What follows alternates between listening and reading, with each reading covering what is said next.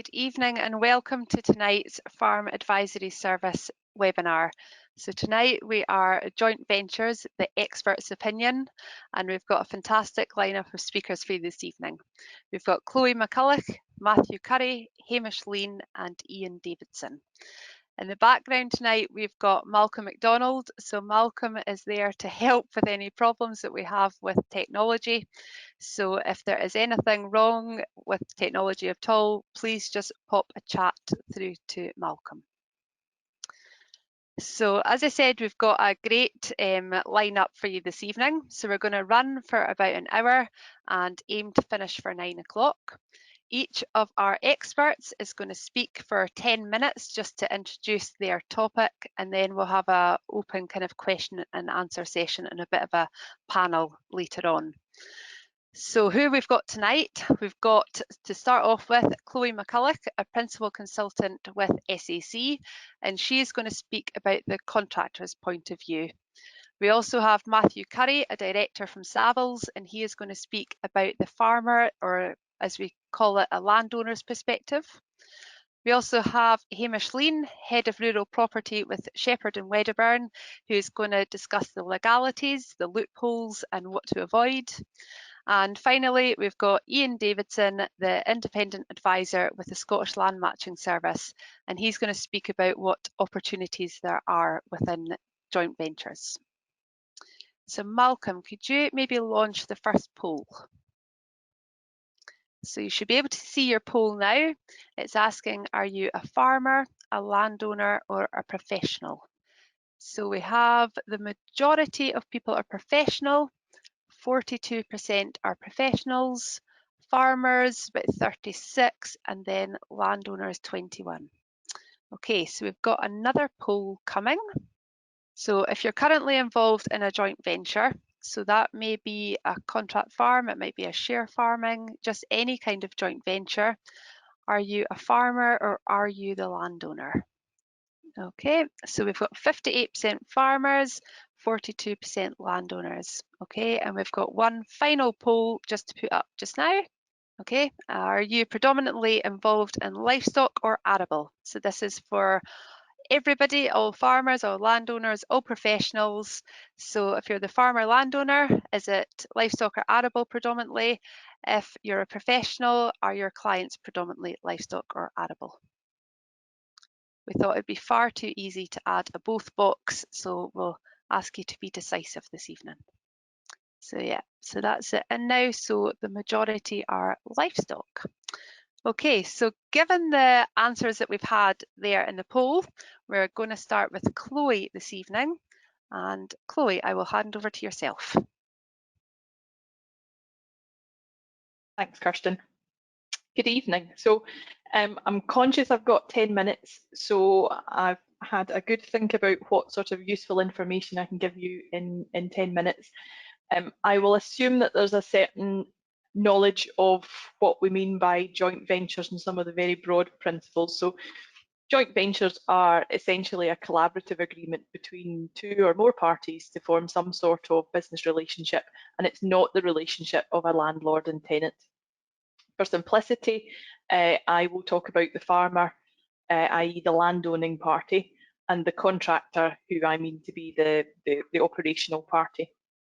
So a joint venture is a fairly flexible agreement. There will be some fixed features, and Matthew might talk about some of those. But there are benefits to both parties, and that's key. So the farmer gets the benefits of perhaps stepping back from operational duties, perhaps freeing up capital because they are no longer needing to own the machinery or equipment, maybe even the livestock. And the contractor gets access to land without tying up as much of his capital. So my advice for prospective contractors, aside from the standard and essential stuff about have an agreement, get professional help, speak to your lawyer, speak to your accountant first. My key advice is to apply a bit of introspection to your own existing affairs, and above all, be realistic. That's a word I'll use a fair bit tonight. Okay, so time. Be realistic about the availability of time. If a big selling point for the farmer and the thing that makes the budget achievable is you and your skill and your expertise, then it's really important not to spread yourself too thinly. Will you need additional labour? Will you need staff to start travelling back and forward between sites? Will there be time lost in travelling? Particularly joint ventures that involve livestock, where you need to be on site every day. How comfortable or experienced are you at managing staff, particularly if they're not all based in one geographical place? You might also need to think a bit differently when you're stepping into a much bigger overall operation. So seasonal tasks that you might be accustomed to coping with comfortably might look a bit different whenever that's, calving cows or drilling crops to a tight window in two different places. And remember that the point of the joint venture ultimately, there's lots of good reasons for them, but the ultimate point is to make more money. So you need to be confident that your home business doesn't become the poor relation, and the joint venture, which is maybe getting more scrutiny, becomes the first call on time and resources. You have to be able to do both. The joint venture has to be a good thing in addition to the good stuff that you're doing at home, and it can't take over or detract from how efficiently and profitably you're working at home. And it is no mean feat to take an existing successful business and expand very rapidly whilst still retaining the productivity and efficiency and so on. So think about time, who is actually going to do this, how you're going to manage that. Okay, next slide, please.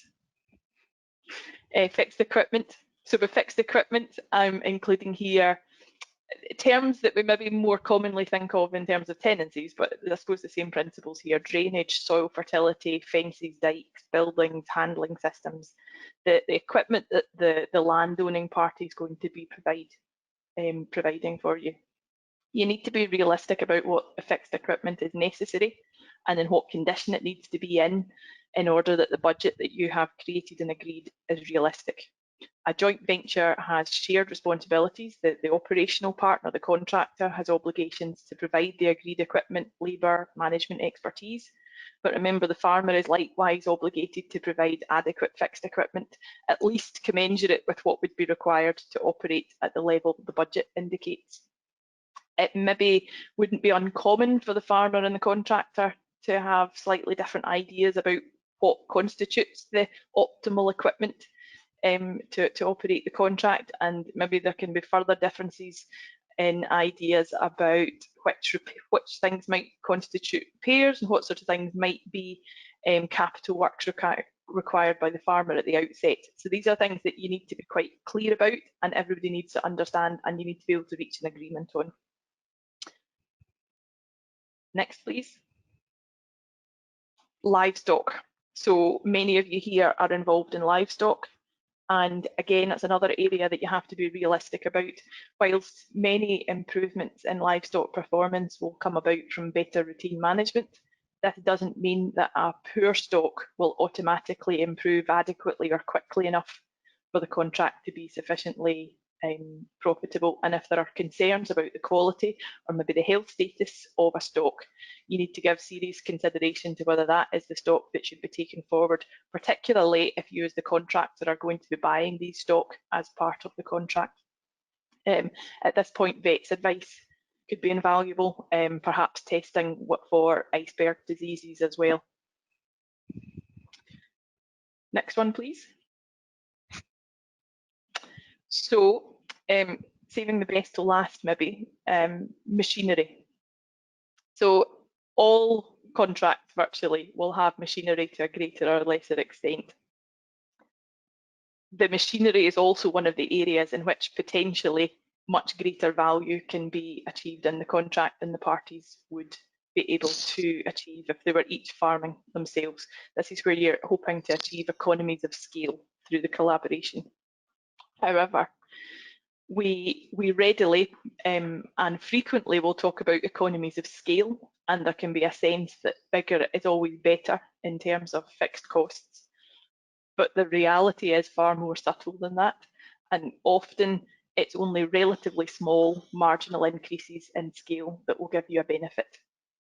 So for example, if you routinely put 750 acres through a piece of equipment that can comfortably handle 1,000 acres, you're operating at about 75% of capacity. And if you were to increase your farmed area by 150 acres and go up to 900, you would still be within the comfortable operating range for that piece of equipment, but your cost is now spread over the 900 acres rather than the 700, and this is good. This is what we think of when we think of increasing scale leading to reduced costs. But if you actually take on a contract that's another 250 acres, you're then at the maximum capacity for your piece of equipment, and you may well need to upgrade to a bigger machine. And if the next machine up is going to cope with 1,500 acres, and you're now only putting through 1,000 acres, you may well be going back up the cost per acre curve rather than coming down it.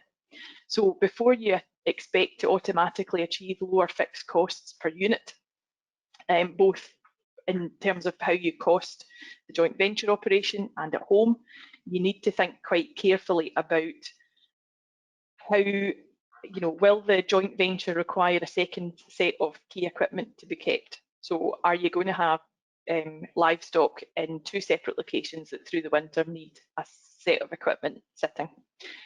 Will a single piece of equipment be adequate, but does it need to be a bigger capacity because it's now going to have to handle more acres or do more work, or indeed spend more time on the road travelling back and forward between the two? So you're aiming for a situation where you get a positive economy of scale, and you need to avoid a situation where you end up with the worst of both worlds, where you need more kit, and because you're now more stretched for time because you're managing things in two places, you need that kit to be more reliable, perhaps newer than what you'd have got away with if you were just farming at home. So you need to be realistic about the equipment that you need, because whenever you're costing for this budget, and arriving at what the contractor's fee is going to be, that needs to be realistic and it needs to be enough. There are some thoughts I have about things you could do to help with efficiency or the accuracy of budgeting. So things to consider might be how will you use equipment and labour to maximise efficiency? Is it going to be possible to spread the workload of key equipment and people by complementary cropping, or having the home and the joint venture calving and lambings happening at slightly different times so that everything isn't all happening in the same week, or is that not going to be feasible? How will you cope with that? Are there specific peaks when actually the answer might be to use outside contractors to provide a bit of short-term capacity? And remember that these outside contractors are providing not only the kit but the person operating it, so at peak times both of those things can be useful. Can you fix in maintenance and fuel costs? So can you consider hedging a fuel cost, agreeing maintenance contracts? That provides a bit more certainty that the figure that you have budgeted for in the contract and have used when you arrive at the contractor's fee is going to be sufficient. Do you need to own the equipment? You might be talking about a 3, 4, 5 year contracting agreement. If it's a piece of equipment you would expect to maybe have for longer than that, do you need to own it, or would a long-term hire or lease be cost effective? So there's lots of things to think about there, and just to summarise, you need to be realistic about how much you can do, because you are the key to this contract.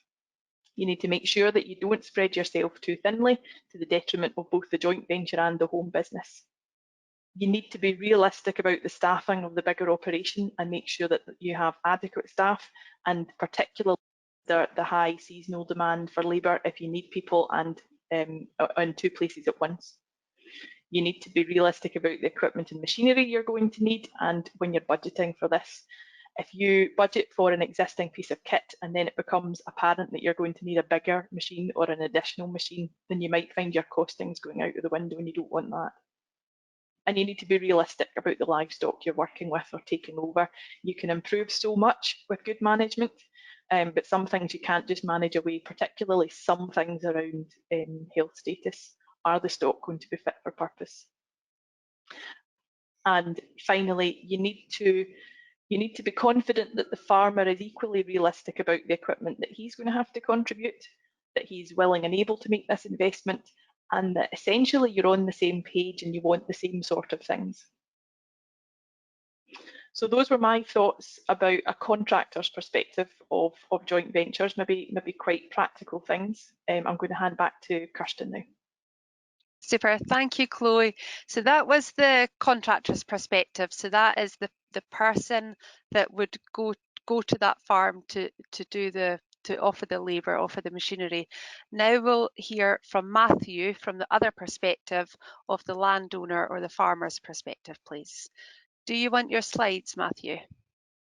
No, I'm okay. I'm okay at the moment, Kirsten. Good evening, everyone. My name's Matthew Curry. I'm a director of Savills.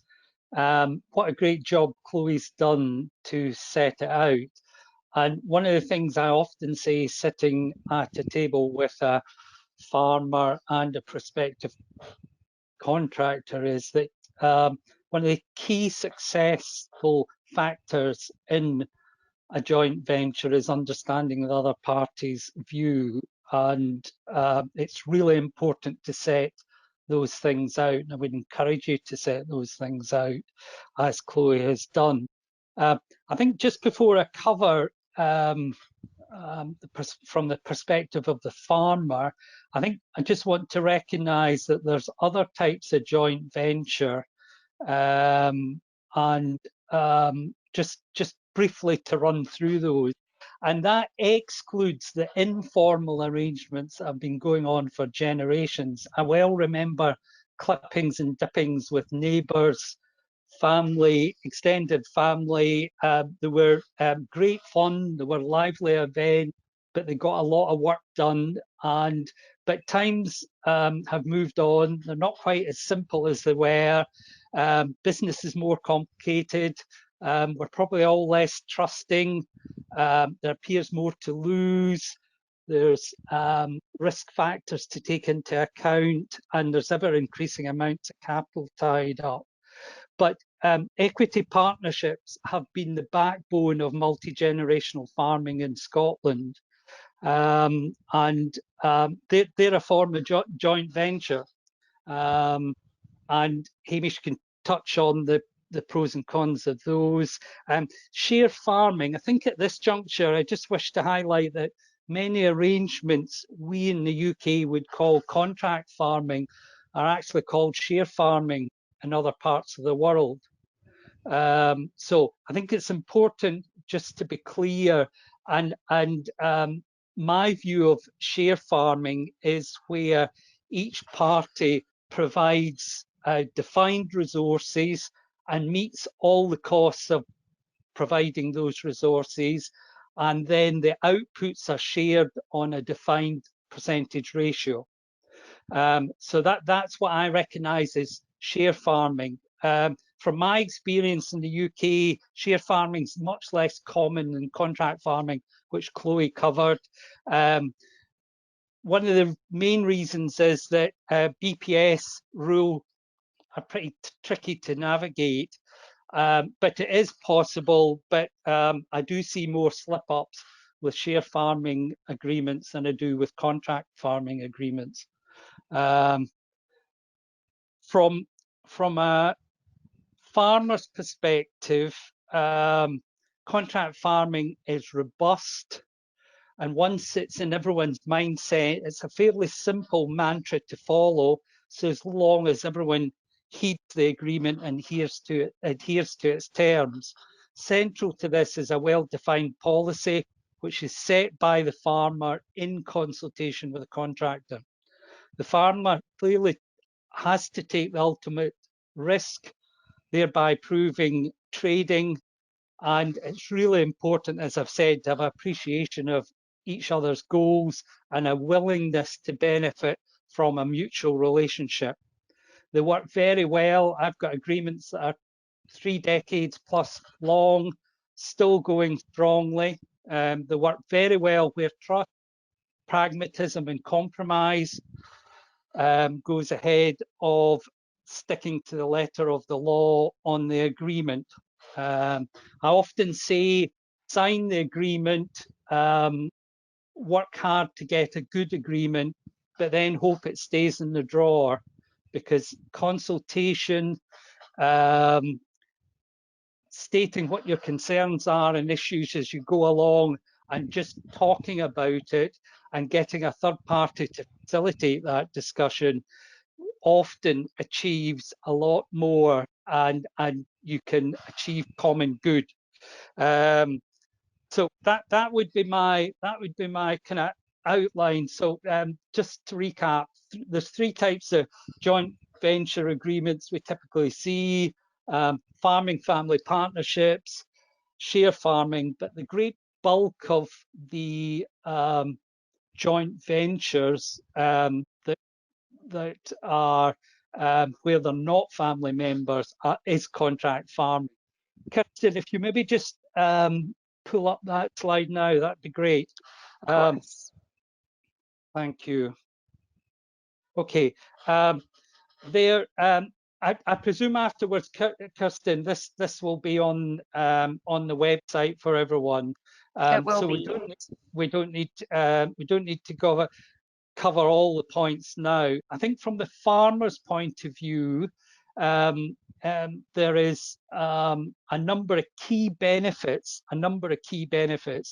Often when I get involved in these, one of the key things is that they're wishing to import vigor, they're wishing to import fresh ideas into an operation, and they want to use the skills and expertise and share and save overheads.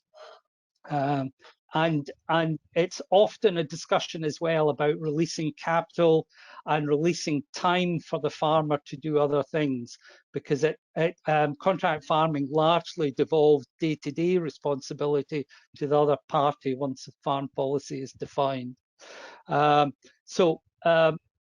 Joint ventures are an integral part of a healthy and vibrant farming sector. That's the case across the world, so it should be no different in Scotland. They allow much needed entry points for new entrants, but from a farmer's point of view, they create a variety of positions right up to providing a quasi entry point where someone wants to devolve themselves some day-to-day responsibility, but they don't feel they can sell up, and they are very conscious of their heritage, and many of these businesses are generations of farming families, and they want to see the farm continue, as it were. There's often, in terms of the farmer as well, subject to their tenancy agreement, there's no impediment for tenants to enter into agreements and to hire the services and the machinery and the labour of another party. Owner-occupiers have additional benefits to the farmer, largely related to capital taxation, but there are other ones as well. It does enable a very clearly defined period for farm to be farmed before it possibly goes into development outside farming. It also enables an agreement to be defined that's non-assignable, and it's a personal agreement to the individual contractor or to the entity that's contracting. And these are all benefits at times that are material for owner-occupiers. I think I just emphasize to everyone when we start that the cake generally is the same size or maybe a little bit bigger before and after farming on your own and farming under a contract farming agreement. So as Chloe says, you've got to be realistic about the returns.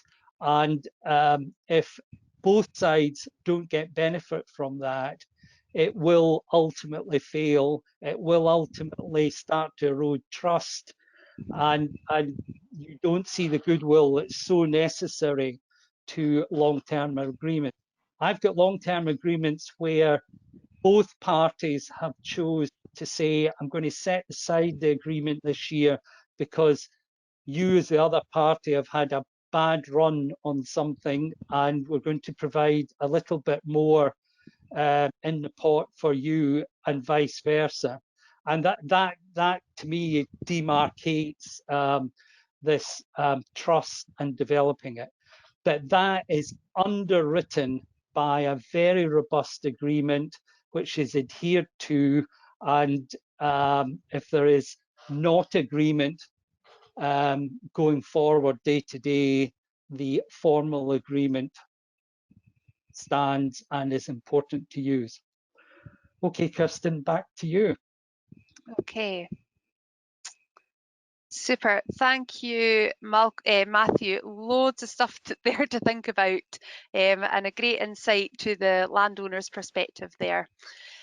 I just want to remind everybody that there's a question panel there. So if anything that either Chloe or Matthew have said that is making you think, oh, what about this, what about that, or anything just to query at all, then please do put it into the question panel and we will come to it towards the end. I am now going to hand over to Hamish, and Hamish is going to explain the legal side and what to look out for. So Hamish, over to yourself. Thanks very much, Kirsten. Good evening, everyone. I suppose I'm just going to build on the remarks by Chloe and Matthew, who I thought both gave very excellent perspectives from a contractor and farmer's point of view. And a lot of the things I'll be saying will just echo the points that have already been made. So apologies in advance for some repetition, perhaps. I was tickled, however, by Matthew talking about neighbouring as a joint venture activity. He's absolutely right, of course. And it brought back memories when I was a wee laddie at clippings in particular, where everybody would get together from the various farms, and I'd be running about with a tar brush and every so often trying to sneak away with a bottle of Sweetheart Stout, depending on whether or not my dad spotted me or not. So anyway, enough of neighbouring. Matthew was quite right to say that family farming partnerships are also a form of joint venture. I'm not proposing to say very much about those this evening. I think probably the audience will have quite a good understanding of partnerships and how they work. And what I want to look at in particular is contract farming arrangements and a wee glance at the end perhaps at share farming arrangements. So I think we understand the basics of contract farming. It's a relatively common arrangement which many people will be familiar with. We've heard from Chloe and Matthew about how they work from a practical point of view. And I'd just like to emphasise the points that have already been made to the effect that a successful contract farming agreement is going to involve a high degree of trust and goodwill between the farmer and the contractor to make it work. And without that trust and goodwill, exemplified by good behaviour on the part of both parties to the agreement, the relationship can end sometimes very unhappily indeed. And there are risks and pitfalls in entering into contract farming agreements. I was once involved in a dispute where the contractor tried to argue that in fact the contract farming agreement wasn't a contract farming agreement, and what it was trying to do was disguise what was actually an agricultural tenancy. Now that was a contract farming agreement that had begun before 2003 and the introduction of fixed duration tenancies by the Agricultural Holding Scotland Act 2003. So if the contractor had been successful, they would have established that they were in fact a fully secure agricultural tenant. Now, of course, as it turned out, they weren't successful because one of the biggest difficulties that they had in front of the Land Court was explaining away why it was that they'd signed a contract farming agreement in the first place and not a tenancy. And in my view, in almost every instance where there is a properly drawn up contract farming agreement, it will be impossible for the contractor to try and argue that they are a tenant. And nowadays, even if they were by some miracle able to establish that argument, all they would end up with is a fixed duration tenancy, which the farmer would be able to bring to an end at some definite date in the future. There is, however, a continuing risk for farmers in contract farming agreements that are badly drawn up. if in fact there is no sharing of financial risk in the enterprise, so that the farmer knows at the start of every year just exactly to the last penny how much the enterprise is going to generate for him, that can be regarded both by the department and the Inland Revenue as really the farmer not actively taking part in the enterprise at all and receiving the equivalent of a rent. It might not be enough to establish a tenancy, but it might be enough to deprive the farmer of their status as active farmer. And that could have some unfortunate consequences so far as the department are concerned, from a basic payment entitlement point of view, and from the Inland Revenue's point of view, in the loss of some really quite important tax reliefs. So contract farming agreements need to be drawn up with care, but in my experience, where disputes will arise most often is in how they're actually being worked in practice. So, for example, is the contractor fulfilling his or her responsibilities with regard to implementing the farm policy fixed by the farmer? Is the farmer complying with their obligations under the agreement? For example, if it's an agreement where the farmer has to reimburse the contractor for inputs, is the farmer doing that on time?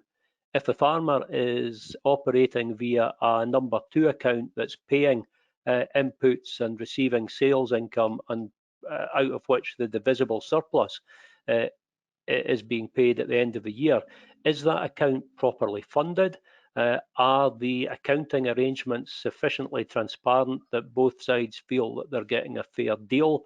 Are there suppliers who are going unpaid for a long period of time, which means the inputs aren't available, the contractor isn't able to get on and do what they need to do, and it can be a recipe for disaster. Now, one way of avoiding that is to have crystal clear obligations in the contract farming agreement itself, and also to have a clause that allows the farmer or the contractor to be able to terminate the contract farming agreement on the basis of bad behaviour by the other party. Now, the agreement should be careful to define exactly what constitutes bad behaviour, and it should also provide very clearly how a final accounting is to be achieved between the parties if in fact it is brought to an end earlier than intended because somebody hasn't been keeping up their end of the bargain. Now, in the absence of a robust termination clause like that, it's probably going to be the case that the parties end up having to resolve their differences in the courts, with all of the expense and the delay and the worry and anxiety that that entails. So, and again, this comes back to having a well drawn up contract farming arrangement which provides for all of these things. I mean, I quite agree with Matthew, which is that the agreement should be properly drawn up, it should be professionally drawn up, and it should then, in a perfect world, be stuck in a drawer and the parties hardly ever have to refer to it because of that high degree of trust and confidence that exists between them. But in the real world, that's not always the case. And sometimes the parties can be in genuine disagreement without wanting to fall out with each other to such an extent that the agreement is to be brought to an end. There might be some genuine disagreement about how to interpret a particular clause in the agreement itself.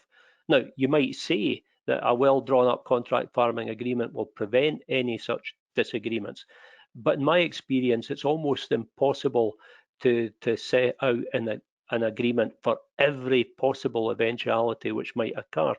And if the parties do disagree, it's very important that the contract farming agreement contains a clause that allows the disagreement to be resolved. Now, most typically, that will be by a well-drawn arbitration clause, which will allow for the parties to refer their disagreement to an arbiter to resolve. And the arbitration clause should also allow for the parties to appoint, or at least apply to some independent person for an arbiter to be appointed if they themselves can't agree who the arbiter should be. And I quite often see contract farming agreements that provide, for example, for the chairman of the time being of the Royal Institute of Chartered Surveyors in Scotland, appointing an arbiter, or perhaps the president of SAVA or somebody in a similar position.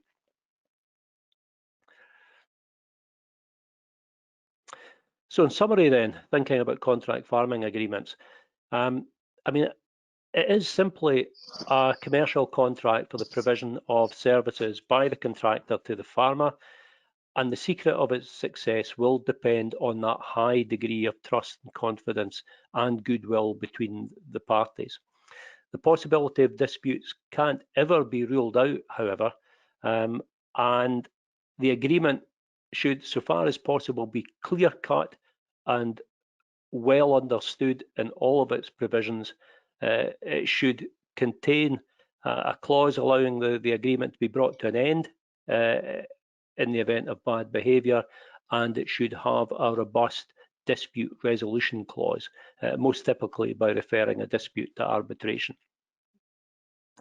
I said that I would have a quick glance at share farming. I don't propose to say too much about that. I have to say that share farming arrangements are still relatively uncommon in Scotland, and there's no one set legal means of setting them up. And in essence, as Matthew's already pointed out, a share farming agreement involves two parties who join forces using their own separate assets for a common business purpose. And that might well present an attractive opportunity to a new entrant with a limited amount of capital. Sometimes, however, it's difficult to distinguish a share farming agreement from an ordinary partnership. And being in partnership, as well as having considerable benefits, also carries with it considerable risk, not least of all the risk of joint and several liability by the creditors of the business. It seems to me that the first and foremost crucial requirement of a share farming agreement is the same as it is in a contract farming agreement, and that is trust, confidence and goodwill between the parties. And the comments that I've made about the potential for disputes and how parties can go about resolving them and providing for them in their agreements are equally relevant to share farming agreements as they are to contract farming agreements. I'd just like to finish up with a quick remark about tenant farmers entering into contract farming agreements. That is, of course, perfectly possible, but the tenant farmer has to take care. First of all, he or she must look at the provisions of their own lease very carefully to make sure that it's not contractually prohibited in terms of the lease.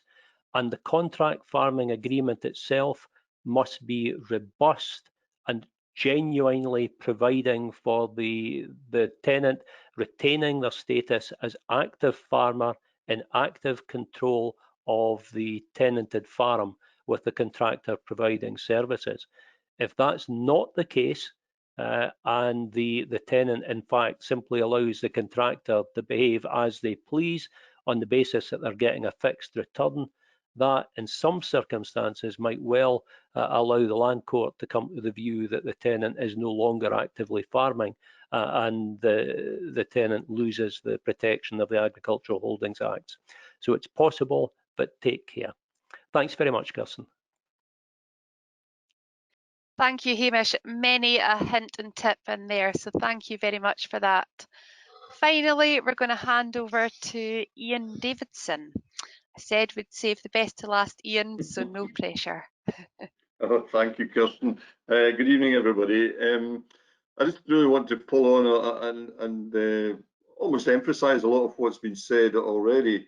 As you probably know, the Land Matching Service has been running for just over a year now, and started out from the basis that really we were looking at maybe not the established businesses going into joint venture arrangements, but where young people were looking to get that next step, where they were struggling for access to land or struggling for access to capital, and the joint venture being a way of someone having an opportunity to start. They like the idea that I'm free. I don't cost anything. You know, they can. Sorry, Matthew. They can. They can come to me for advice on that. I've been really pleased over the last. Really, I would say 10 months, because like all these things, it takes a little bit of getting going. But I think we're up to I've had about 170 inquiries over that period, and more importantly, I've got 4 agreements, you know, over the line, and people working together, and 3 of them are young people who are just starting out, and they're getting an opportunity with someone who's looking to take a step back. Unfortunately, I think in the general scheme of things, there's far more people looking for opportunities than there are opportunities available. How we fix that, or how we make that more attractive to people, I think is something that really needs to come to the fore to be discussed. You know, even at policy level, I think there's something we need to think about. Some of the things that I do think people going into this is that they have to be absolutely clear about their objectives. They need to be realistic about it. I think we've all said that. And the other thing I've noticed is that people have got to be flexible. Now, that can be flexible in their approach to what they're going into. You know, if someone thinks they're going to come in and the farm's going to run the same as it's always been, or they come in with a fixed idea about how they're going to do it, then it's not a very good basis for a joint and mutual beneficial arrangement. One of the things that's flexibility, I think, also touches on is access to accommodation. And I know housing is something that I think that needs to be considered, because I'm trying to encourage people maybe to move out their own district. You know, the magicking up the farm next door is not a realistic possibility in most cases, to be honest. So I think that, you know, that's a consideration. You know, accommodation has to be, and the housing has to be part of that.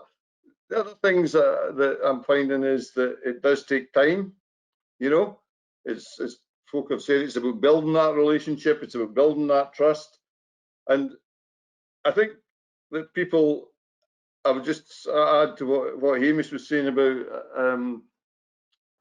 some of the things that I think they need to think about. One of the things I'm quite keen for people to consider is that there should be a clear exit strategy written down, simply because, you know, nobody knows what's around the corner. You know, if one of the parties becomes incapacitated for whatever reason, and this is slightly moving away, Hamish, from the point about the person not acting as according to the contract, but maybe they become incapacitated, or sadly in some cases pass away, what happens? Everybody must know exactly what happens at that point.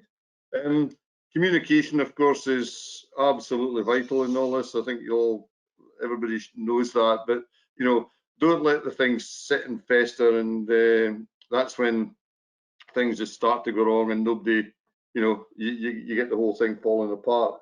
I think mentoring is the one thing from my perspective where I'm trying to, you know, help the sort of next generation come forward.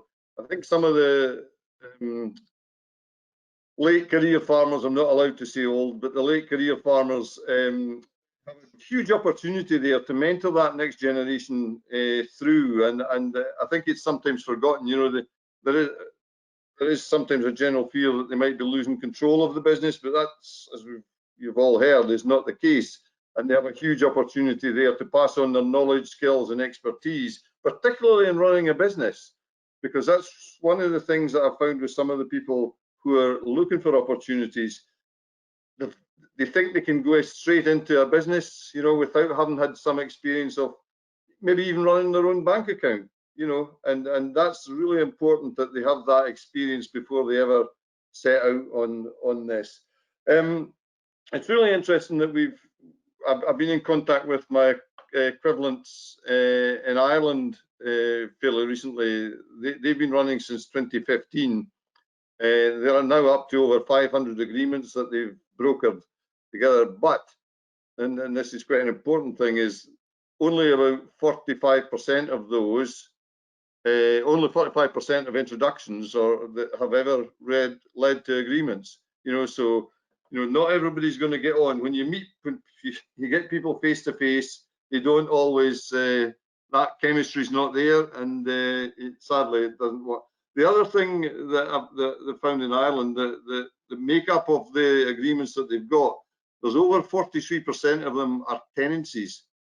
And I'm really keen to find out, what is it allowing what's the legal and the fiscal things over there that are allowing for more tenancies to be made available in their situation. They're doing that much more than contract arrangements as well. And the sort of kind of last thing I was wanting to say was that some of these very large contract farming arrangements, I'm beginning to explore the possibilities. Is there a sort of sub-contract in there? If some of these very large, Chloe talked about the cost of the machinery and moving to that next stage, next scale up, but you're not quite, you're actually increasing your cost. Well, if someone had a smaller machine that was just starting out and could maybe fill that gap for you, it saves that contractor expending more capital. So I think it's something that's worth exploring going forward. But it is a really good way of people getting a start in the industry. But the key thing is building that relationship, trust, and communication. If you haven't got these, then the whole thing just falls apart. So thank you very much, Kirsten. I hope that's all. Excellent. Thank you very much, Ian. So we've got plenty of questions starting to spill in, so please put questions into the question box. You have got a really unique opportunity tonight that you've got these 4 experts here to answer your specific questions. So where will we start with these questions? The first one I think will be towards yourself, Hamish. And it's somebody is interested to hear of any specifics to consider if the farmer is a 1991 Act tenant, if prohibition or subletting in the 1991 Act tenancy agreement, then ownership of livestock has to be 100% owned by the farmer. That's right, actually. It would be quite dangerous to enter into a contract farming arrangement in relation to livestock, where the livestock was in joint ownership in some way or owned by the contractor. It might be possible, depending on the nature of the tenancy, and this is something on which it would be essential to take professional advice. It might be possible to sublet grazing during the summer months where there's surplus grass on the holding.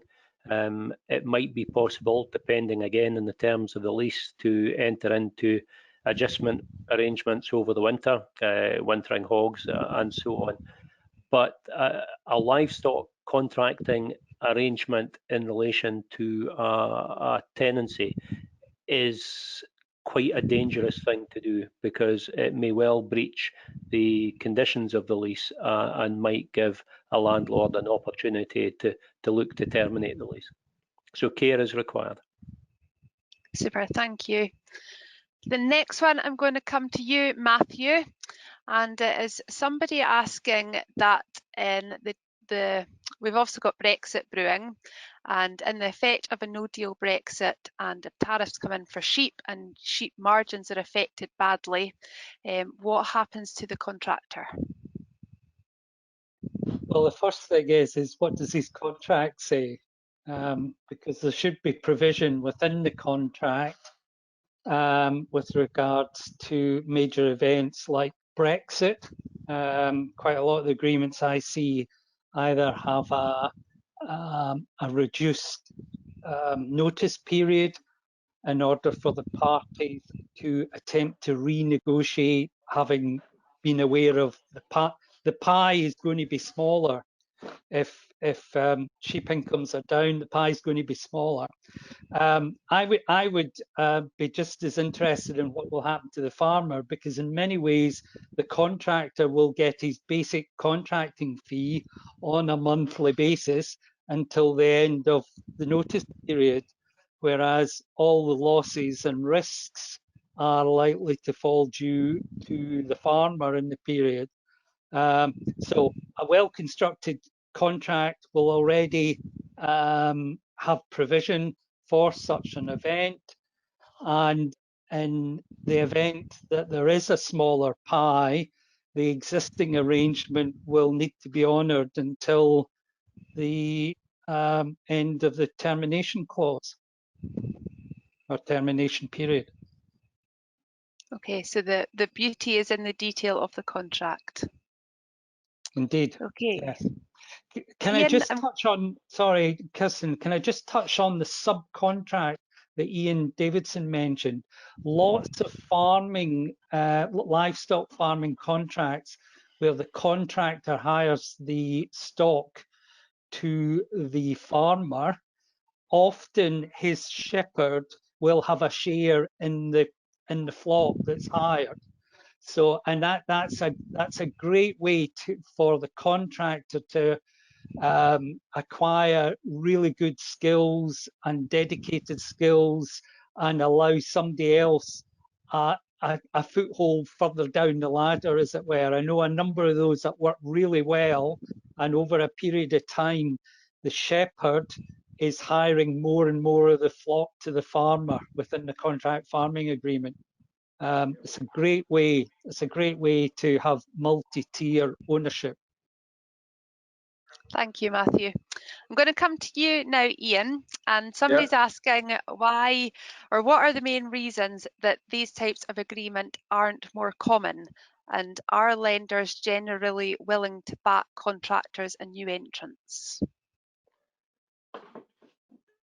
The agreements, I think some of the difficulty is the access to capital, because if you've not got a basic track record, you know, the lenders are a bit more reticent to let, and for some of these, you know, I think what I didn't say and I should have said was that the variety and scale of these things that I'm seeing coming forward inquiries is huge, from a 1,000-acre farm down to people wanting a couple of acres, you know, to do some. So it really depends on your business model and how you're trying to take forward.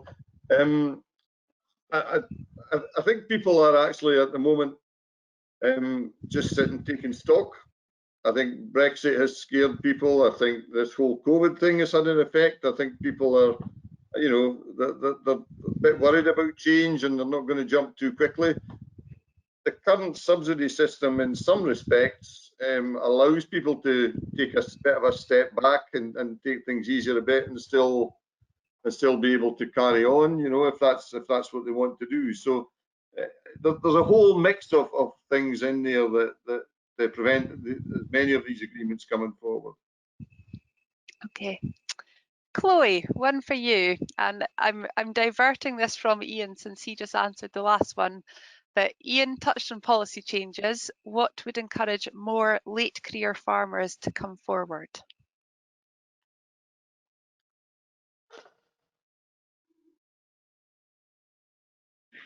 That's a really good question. I think that, like all these things, and Ian has sort of touched on it, more certainty about what's going to happen would generally help people making all sorts of challenging decisions, whether it's to, you know, keep farming, stop farming, provide land on a tenancy, offer a contract farming opportunity. I think the challenge with Brexit is that it has been looming since 2016, and we have been waiting for a thing to happen and for there to be a fixed point at which we will then know what's going to happen. And we keep getting to what we think is going to be the fixed point at which we will know what's going to happen, and then the goalposts have just moved a bit further and a bit further. So I think that there is a lot of hanging about waiting for a bit of certainty, and once we know what will happen, people might start making some of these bigger decisions. Matthew, on you go, Chloe. Sorry, I was just going to pick up on the bit about lenders. I think that's a real challenge in terms of getting the new entrants or the next generation in, and I don't think it's that lenders don't want to support them, but the lenders have a lending criteria that they apply when they're lending money, and if you are an existing well capitalised farming business who wants to take on a contract as an expansion, your lender may well look at that in a very positive light. If you are a new entrant who doesn't have an asset and you're not going to be able to provide any security or relatively little security for lending to purchase a farmer's stock of livestock or the necessary equipment, I don't think it's that lenders don't want to lend, it's just that the capital involved in being the contractor is in some cases significant, and very often the contractor in the case of a new entrant wouldn't have the asset against which to lend. Matthew, can I put that question to you as well to see if there's any variation on what would encourage more late career farmers to come forward? Ireland have tweaked the fiscal arrangements and taxation, which has encouraged late career farmers to make changes. So I mean, clearly, fiscal means is a key lever to any nation, as it were, in order to achieve something. I think it always interests me that as an industry we live by change and uncertainty each and every day, and yet we seem trapped in needing to have certainty before we do something. If I was going out and I was certain it was dry today, that would be fine, but I'm not. So you just get on with life, mindful of that. So I think there's a whole mix of areas. I think there needs to be more conversation about or with people who want to come into the industry. And I think land matching is one of those opportunities to have those conversations, because I think sometimes late career farmers just need the right trigger to start conversation, but they also need experience and expertise to facilitate that conversation. Okay, thank you. Now, I think this is a really nice question for you, Ian. How often do both farmer and contractor share CVs, creating an early bond and trust in skills and experience? Not very often, will be the truth, to be honest. I'm at the moment I'm acting as a sort of conduit to do that, and when someone contacts me looking for an opportunity, I'll have a discussion with them over the phone, and if that's leading to anything, I'll pay a visit to them and get a face-to-face visit, because that by that you learn far more face-to-face than you ever do just with a telephone conversation. Same for both parties, and then trying to put people in touch. As I said before, the very first people I introduced, I thought it was an absolutely ideal match. The magic didn't happen. It's just that's just the way it is. It looked as if all the things lined up, what their objectives were, but it just didn't happen. So you can never legislate for that. It's interesting. I know Southern Ireland, the land mobility there, they actually much more openly advertise these opportunities, and the farmer himself gets to choose who he speaks to. I'm not quite sure where we are in that stage here. It's maybe something we've got to think about for the future. Great, thank you. Now, do the speakers see share farming as a limited duration partnership, which is really a closer relationship to contract farming? Hamish, I give that one to you. Yes, that's quite a good description of it, I suppose. There is no settled form of share farming arrangement, and there are a number of different ways in which people will go about it. Some of them will look very much like contract farming arrangements. Some of them will look a bit like partnerships and so on. So they are in fact quite difficult to define, and that description is as good as any, I suspect. Great. Ian? Kirsten, sorry, just to emphasise what both Hamish and Matthew said about the share farming, the current support system, where essentially the share farming is two businesses operating on the same land, essentially, and under the current support system, I think, as Matthew said, that can cause quite a lot of difficulties. So, just be careful with it.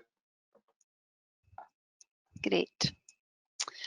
And I think we'll maybe just take a final question, keeping an eye on time here. And just to kind of round up, I suppose, there's a really nice question just come in that does that. And it's, we need to develop a culture of cooperation across the sector, not just neighbouring. And that will give greater confidence to people to enter into these types of agreements. What do the panel think could be done to foster that? So I'll maybe start with you for that one, Matthew. Talk, network, and make sure that your brand as an aspiring contractor or share farmer or junior partner in an arrangement, because inevitably it's often there is an imbalance in capital early on. Make sure that you're putting your best foot forward and you're open, and I think one of the things, it's just the way of life. There is a slight imbalance in the relationship early on where the capital is an imbalance, but with good grace and engaging with people, you can overcome that and in time address that imbalance in capital. Chloe? I think from the perspective of the prospective farmer or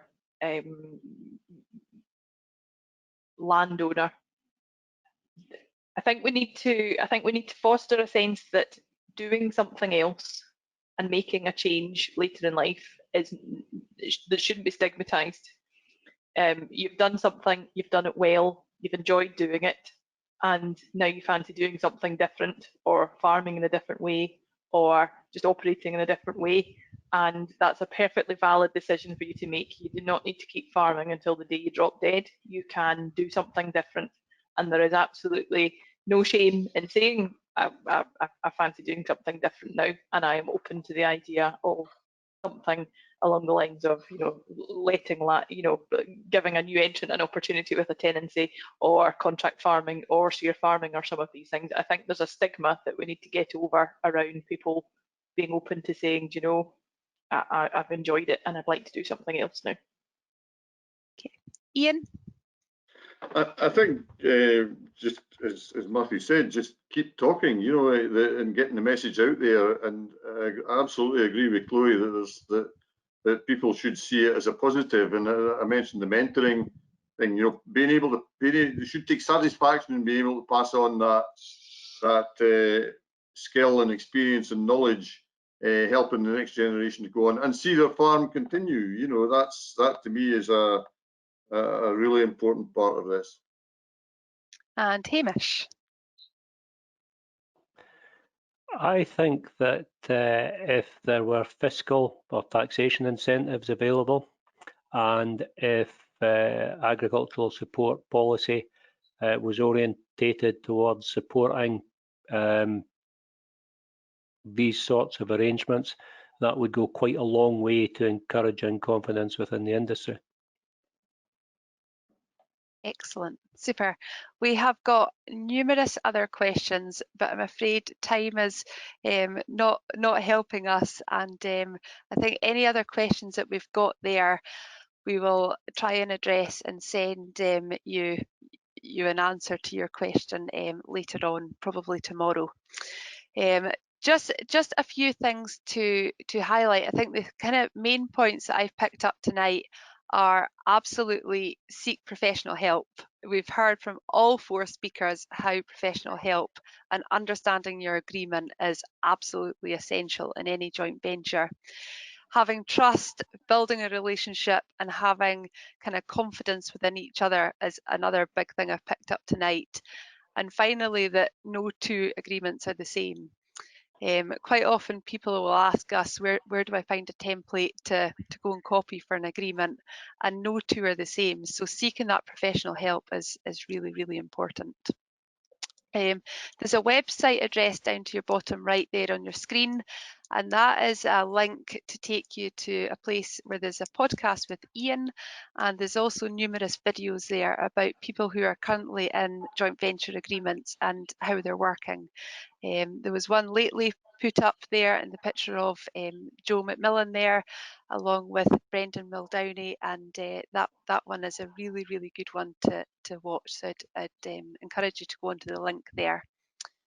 Tomorrow you'll be sent an evaluation form, so it's just to ask how you found this evening, and please, if you can fill in the evaluation form, it gives us essential feedback, and you're actually entered into a prize draw if you fill in your evaluation form as well, so please do that.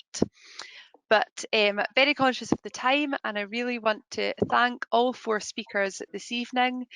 Chloe, Matthew, Hamish and Ian, thank you so much for your knowledge, your insight and your openness this evening to the audience. And thank you, of course, to the audience for joining us tonight. So thank you.